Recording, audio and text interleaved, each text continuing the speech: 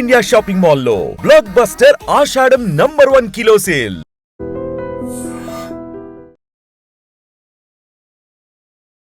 నమస్కారం, welcome to I dream. ధర్మ మార్గం విత్ విజిత కార్యక్రమానికి స్వాగతం.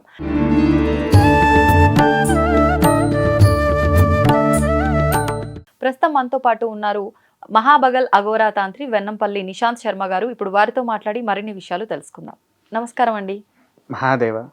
ఈ మధ్య కాలంలో అంటే కొన్ని విధానాలు మనం కొత్తగా చూస్తున్నాము. ఒకప్పటి కాలంలో పసుపు కుంకుమ తప్పితే ఇంకొకటి ఉంది. ఈ శుభప్రదమైన వస్తువుల్లో మనం కుంకుమ ధారణం చేసే వాటిల్లో ఎరుపు రంగు, పసుపు ఇవి మాత్రమే. కానీ ఈ మధ్య కాలంలో రకరకాలుగా వింటున్నాము. అందులో భాగంగా తీసుకుంటే గ్రీన్ కలర్లో ఉండే ఒక కుంకుమని ఈ మధ్య చాలా మంది పెట్టుకోవడం మనం చూస్తూ ఉన్నాము. దీన్నే కుబేర కుంకుమ అని చెప్పి అంటారని చెప్పి వింటున్నాము.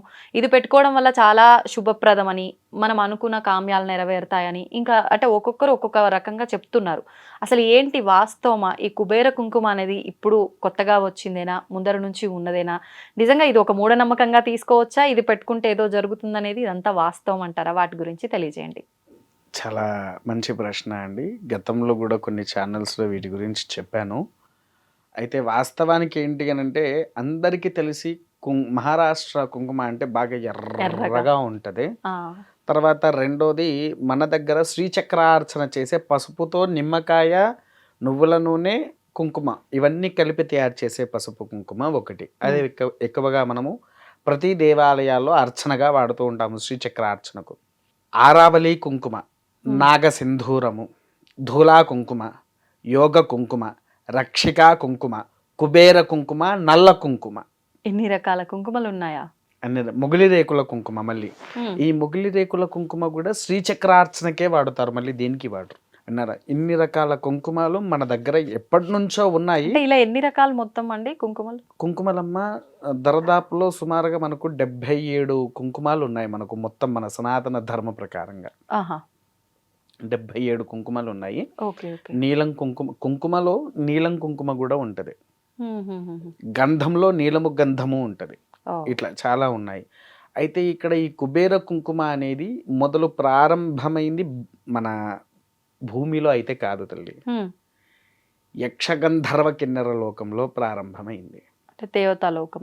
దేవతాలోకంలో కుబేరుడి యొక్క లోకం. కుబేరుడు నిత్యంగా ధరించే కుంకుమ ఏదయ్యా అంటే తను తయారు చేసుకునే కుబేర కుంకుమ. దాని పేరే ఆయన తయారు చేసుకున్నాడు కాబట్టి దాని పేరు కుబేర కుంకుమ. విన్నారా? అయితే ఇది ఎలా ప్రారంభమైంది అని అంటే, పూర్వంలో గంధర్వ లోకంలో ఉండేటువంటి ఆ కుబేరుల వారు ఈ భూమి మీదికి ఎలా కుబేర కుంకుమ వచ్చిందో రీజన్ ఇక్కడ నుంచే మొదలైంది తల్లి. పూర్వము భూమి మీద కమల పుష్పాలు అనేటువంటివి ఉండేటివి కాదు. గాంధర్వ లోకంలో కుబేరుడి యొక్క సరస్సులో మాత్రమే ప్రతిరోజు ఉదయాన్నే 108 పుష్పాలు పూస్తాయి. 108 ప్రతినిత్యము ప్రతిరోజు 108 కంటే మళ్ళీ ఒక్క పుష్పం కూడా ఎక్కువ పొయ్యదు, 108 పూస్తాయి. దాన్ని ఏం చేసేది, తెంపేసి ప్రతిరోజు శివార్చన కోసం వాడతాడు. వాడేటప్పుడు కుబేరుడి యొక్క కుమారుడు యక్షిణీదేవికి మోహితుడై ప్రేమలో పడిపోతాడు. ప్రేమలో పడిపోయిన తర్వాత ఆ యక్షిణీదేవి ఇద్దరు కానీ పువ్వులు తెంపడానికి తెల్లవారుజామునే 3 గంటలకు వెళ్ళేసి మొత్తం తెంపుకుంటూ కూర్చుంటూ ఉంటే, కుమారుడు వచ్చేసేసి ఇక ప్రేమలో ఉండే వాళ్ళు ఎలా ఉంటారు, ఒక రకంగా మాట్లాడుకోవడాలు అలా ఉంటూ ఉంటాయి కదా. ఆ పరంగా ఉండేటువంటి క్రతువులో తన మీద ఉండేటువంటి మోహిత్వంలో ఆ సరస్సులో నుంచి ఒక పుష్పాన్ని తెంపేసి ఈ అమ్మాయి జడలో పెట్టేస్తాడు, యక్షిణి జడలో. కుబేరుడికి ఆ పుష్పాలు తీసుకుపోయి అక్కడ పెడతాడు. 108 నామాలకు 108 పుష్పాలు లెక్కగా వస్తాయన్నట్టు. అవి 107 నామాలకు అయిపోయింది. మళ్ళీ పల్లెంలో చూస్తే ఒక్క పుష్పం కూడా లేదు. 108 పుష్పాలు ఉండాలి కదా, ఖచ్చితంగా 108 పూస్తాయి. ఇది ఎందుకు పొయ్యట్లేదు అని చెప్పి, ఎందుకు రాలేదని చెప్పేసి ఆ యక్షిణిని పిలుస్తాడు. పిలిచేసి ఆమెను తిట్టుకుంటూ ఉండేసరికి తన జడలో కనిపించింది పుష్పము. నీ జడలో పుష్పం ఎందుకు వచ్చింది? తారా పుష్పాన్ని నువ్వు పెట్టుకోవాల్సిన అవసరం ఏంటని తనని తిడుతూ ఉంటే, తన కుమారుడు వచ్చి ఇది నానా విషయమని వాళ్ళ ప్రేమ వ్యవహారాన్ని మొత్తం చెప్పేశాడు. చెప్పేసరికి, నీచురాల, నువ్వొక్క నా దగ్గర ఉండేటువంటి కిన్నెరస్ అనేవి యక్షిణివి, నా క్రతువులన్నీ చూసుకునేదానివి, నువ్వు నా కుమారుణ్ణి ప్రేమిస్తావా అని చెప్పేసేసని తనని శపించి భూమి మీదకి విసిరేస్తాడు. భూమి మీద విసిరేసరికి అది తన జెల్లోనే ఉండే పుష్పం కాస్త కింద పడేసి ఒక పెద్ద కట్ట చెరువులాగా మారేసేసి దాంట్లో కమల పుష్పాలు పుయ్యడం ప్రారంభమైంది. గంధర్వలోకంలో ఉండే కమల పుష్పము భూమి మీద పడేసరికి రాత్రి 2:30కు ఒక కమల పుష్పం పూస్తుంది. దాంట్లో నుంచి ఎన్నో రకాల పరిమళాలతో గంధము కూడినటువంటి వాసన వస్తుంది. అప్పుడు తామర ఆకులు ఇవన్నీ వచ్చేసరికి కుబేరులు ఏం చేశారు, ఆ ఆకుని తీసుకొని తామరాకు, తులసాకు, వేపాకు, మారేడాకు, మొగిలి రేకులు ఈ 5 ఆకుల్ని సేకరించి వాటిని బాగా నూరాడు. పచ్చిదనంతో ఉండంగా నూరేసేసి దాన్ని నీడలో ఎండబెట్టేశాడు. నీడలో ఎండబెట్టేసిన తర్వాత ఆ బొట్టు ఒక పరిమళ గంధముతో వస్తుంది ఇంకా వాసన. ఎందుకనంటే మొగిలి రేకులు అంటేనే ఒక అపూర్వ వాసన. అది దాని ఆ స్మెల్ వస్తూ ఉంటేనే మన మనసు తెలవక ఒక మైమరిచిపోతూ ఉంటారు. అలా అప్పుడు గంధర్వలోకంలో తానంతట తాను తయారు చేసుకొని ప్రారంభం చేసుకున్నాడు. అప్పుడు తర్వాత మనకు మహాభారత యుద్ధము ఎవరికి, పాండవులకు కౌరవులకు జరిగింది కదా తల్లి. అప్పుడు కౌరవులు కొంతమంది యక్షిణీలను భూమి మీదికి రప్పించారు. భూమి మీదికి రప్పించినప్పుడు వీళ్ళకి ఏం చేయాలో అర్థం కాక తంత్రరూపిణి అయిన శ్యామలాదేవికి మన అర్జునుడు వాళ్ళు అమ్మవారి యొక్క అనుగ్రహం పొందడానికి ధ్యానం చేశారు. అమ్మవారు ఇట్లా అయితే అమ్మ ఇది సంగతి అది ఇది అని అంటే కుబేరుడి దగ్గరికి మాట్లాడదామని చెప్పేసి శ్యామలాదేవి అక్కడికి వెళ్ళింది. వాడి దగ్గర పెట్టుకున్నటువంటి ఆ కుంకుమ పరిమళము అమ్మవారి యొక్క మనసుని లాగేస్తూ ఉంది, ఏం మాట్లాడలేకుండా పోతుంది. అప్పుడు ఏం చేసింది, కుబేరులతో యుద్ధం చేసి గెలిచి ఆ కుబేర కుంకుమకు కావాల్సిన డబ్బు కూడా తను ఇచ్చేసేసి తీసుకొని వచ్చి అర్జునుడికి ఇచ్చింది. బొట్టు పెట్టుకొని నీకు విజయం సాధిస్తావు అని అన్నాడు. అర్జునుడు ఆ బొట్టు పెట్టుకున్న తర్వాతనే కురుక్షేత్రంలో కానివ్వండి వీటిలలో వారికి ఒక యుద్ధంలో గెలవడం అనేటువంటిది జరిగింది. తర్వాత అలా అలా అలా అలా మన కలియుగానికి కూడా వచ్చేసరికి ఈ యక్షిణీలిగా భూమి మీద శపించి ఇప్పటి వరకు వాస్తవానికి ఏంటి పూర్తిగా 179 యక్షిణీలు మనకున్నాయి. శపించి భూమి మీద ఉన్నాయి 68 యక్షిణీలు ఉన్నాయి.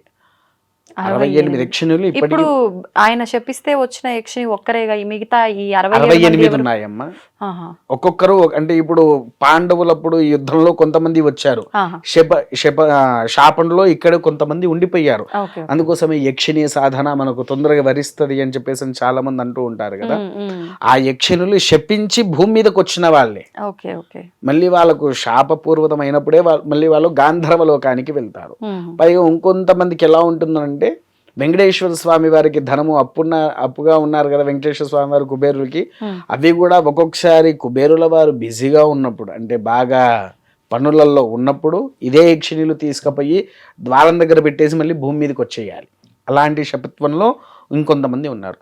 అయితే ఈ బొట్టు ఎప్పుడైతే మనము ధరిస్తున్నామో తల్లి, లక్ష్మి, కుబేరుడు, శ్యామలాదేవి అనుగ్రహాన్ని పొందుతాము. కుబేరుల వారి దగ్గర నుంచి లక్ష్మి, లక్ష్మి దగ్గర నుంచి యక్షిణీలు, యక్షిణీల నుంచి శ్యామల నుంచి భూమి మీదకి అర్జునుడి సహితంగా పెట్టుకున్న బొట్టే కుబేర కుంకుమ. అంటే ఒక రకంగా అన్ని రకాల ఇబ్బందుల నుంచి కూడా బయటపడే అవకాశము మీకు. దీంట్లో ఇంకొక చిన్న విషయం చెప్తా తల్లి. అప్పు బాధలు, అప్పులలో చాలా ఇబ్బందులో ఉండడం, ఫైనాన్స్ స్టేజ్లో అస్సలకే బాలేని వారు కంటిన్యూగా 41 రోజులు పెట్టుకోండి. కంటిన్యూగా 41 రోజులు పెట్టుకుంటే మనకు మొదటి వారం రోజుల్లోనే మనకు తెలవకుండా మన శరీరంలో జరిగే మార్పులు మొదలు తెలుస్తాయి. అంటే కొంతమందికి ఎలా ఉంటే బరువుగా అనిపిస్తుంది శరీరం. ఆ బొట్టు పెట్టుకుంటే మనలో నుంచి ఆ బరువునెస్ అంటే ఒక నెగిటివ్ ఎనర్జీ వెళ్ళిపోయిన పాజిటివ్ వైబ్రేషన్స్ అన్నీ వస్తూ ఉంటాయి. మేమంటే ఇంకా మా ఆలయంలో మాది రాజశ్యామలాదేవి ఆలయమే కాబట్టి ప్రతి మాఘమాసంలో ఆషాఢ మాసంలో మన జరిగిన వారాహి నవరాత్రులకు, మాఘమాసంలో వచ్చే శ్యామలా నవరాత్రులకు 1,00,000 కుబేర కుంకుమార్చన అని మొత్తం అమ్మవారికి అభిషేకం చేస్తూ ఉంటాము. అంటే నామాలు చెప్పుకుంటా అమ్మవారి మీదనే ఆ పొడి వేస్తూ కుబేర కుంకుమ. ఆ కుంకుమతో అర్చన అయిన వాళ్లకు ఎవరికైనా కావాలి అనుకుంటే మేమే వాళ్ళకు పంపించేది. ఇలా మీరు ఎవరైనా పరిచయమైనా నేను ఒక ప్యాకెట్గా అలా ఇచ్చుకుంటూ వెళ్తూ ఉంటాను. ఇదే అమ్మ అది కుబేర కుంకుమ అంటే. ఇంకా ఇది ఎలా అంటే నా సొంతంగా మేమే అమ్మవారికి తయారు చేసి ఇస్తూ ఉంటాం అన్నట్టు అందరికీ. ఇంకా దీంట్లో ఎటువంటి కెమికల్ అనేది కూడా మనకు దొరకదు. మీరు వాసన చూసే ఉంటారు, మొగలి రేకుల వాసన వస్తుందా రావట్లేదా మీకు? స్మెల్ అయితే బాగుంది. అంటే మొగల్ రేకులు అంటే ఆ స్మెల్ ఎట్లుంటుందో తెలియదు కానీ మామూలుగా అయితే స్మెల్ చాలా బాగుంది. కవర్ లోంచే స్మెల్ వస్తుంది. అవును కదా.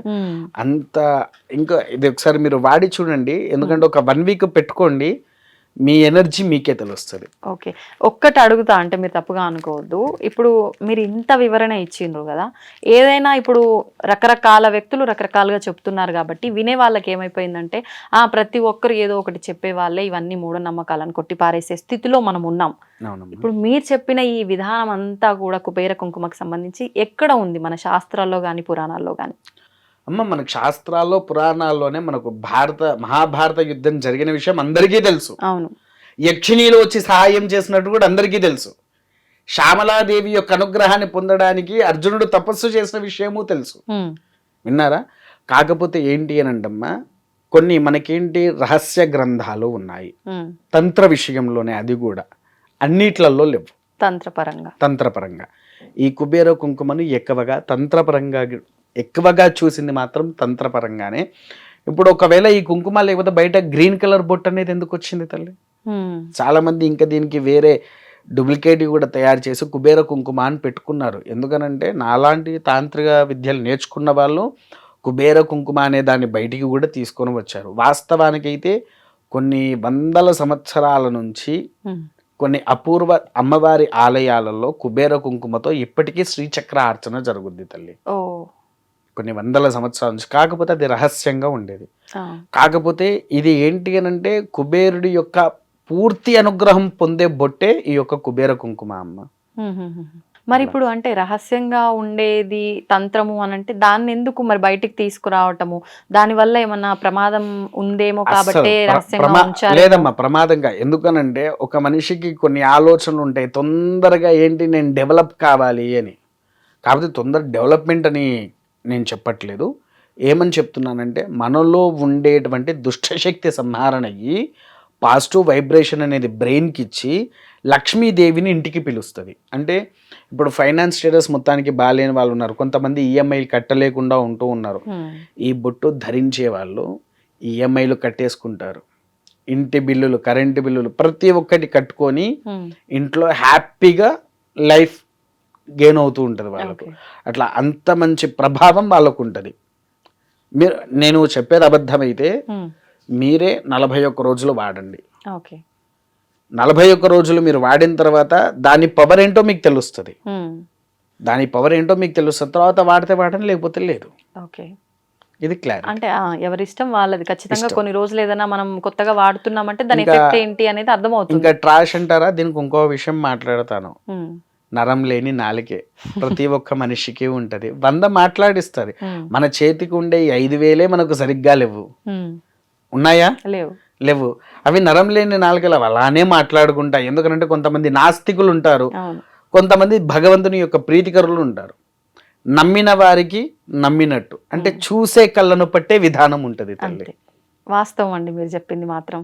ఇంకా ఎవరు ఏం చేయాలనేది వాళ్ళకి వాళ్ళు నిర్ణయించుకోవాలి. ధన్యవాదాలండి. ధన్యవాదాలండి. మహాదేవ.